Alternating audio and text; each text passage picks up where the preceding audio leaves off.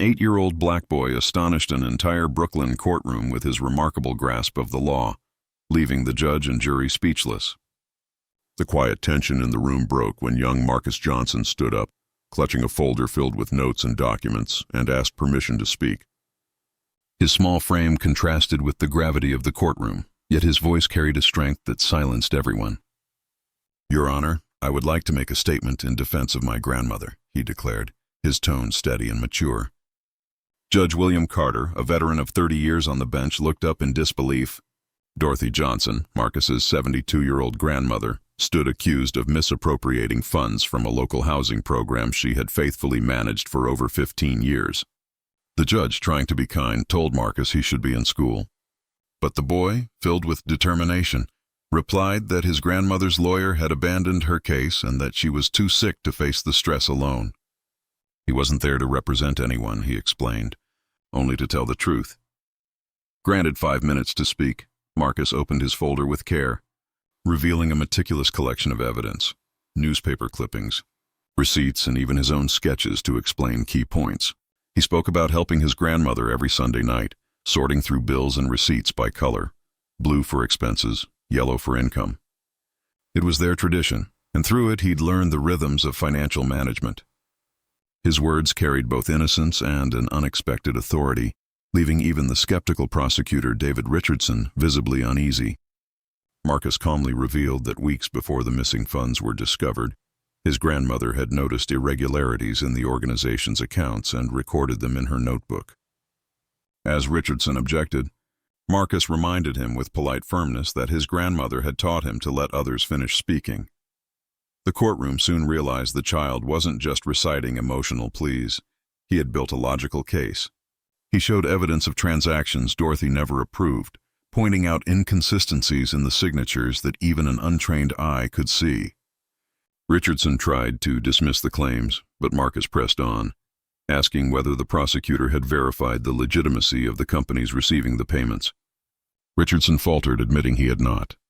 The boy's voice grew more confident as he exposed flaw after flaw in the state's investigation, demonstrating that no one had confirmed Dorothy's presence when the alleged crimes occurred.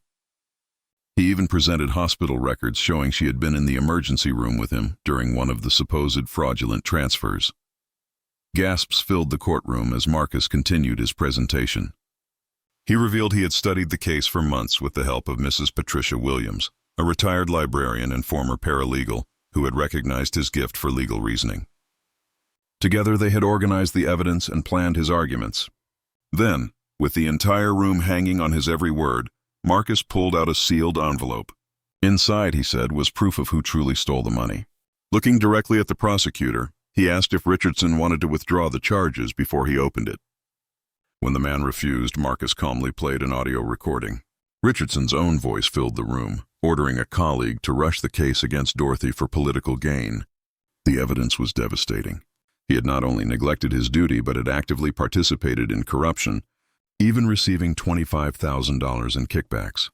Judge Carter, visibly shaken, immediately dismissed the charges against Dorothy and ordered an investigation into Richardson's misconduct. The courtroom erupted in applause as Marcus embraced his grandmother, who wept silently, overwhelmed with pride. In the months that followed, Marcus became a symbol of justice and integrity. His case inspired the Marcus Law, requiring prosecutors to provide concrete evidence of a defendant's physical presence during alleged crimes. Now 9 years old, Marcus spoke at law schools and public events, reminding everyone that true justice isn't about defeating others, it's about protecting what's right. Dorothy's housing program thrived under new leadership, while Richardson faced prison and the loss of his career. Marcus, though hailed as a prodigy, remained a humble child who loved cartoons, basketball, and his grandmother's Sunday dinners. Through their story, Brooklyn learned that courage has no age and wisdom no color. Knowledge is power, Marcus often said, echoing his grandmother's words, but love is courage. Their journey proved that truth, compassion, and determination can triumph even against the might of corruption, and that sometimes justice needs only the voice of a brave 8-year-old to remind the world what it truly means.